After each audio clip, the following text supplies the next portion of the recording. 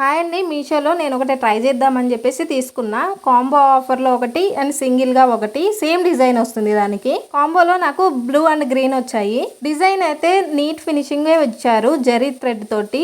And కాంబోలో వచ్చేసి only గోల్డే use చేశారు. Cloth అయితే బాగలేదు. 25 రూపీస్ బ్లౌజ్ పీసెస్ ఉంటాయి కదా, ఆ క్లాత్ ఇది. నెక్ డీప్ కూడా 8 ఇంచెస్ ఇచ్చారు. నేను green colour red colour combo పెడితే బ్లూ ఇచ్చాడు వాడు.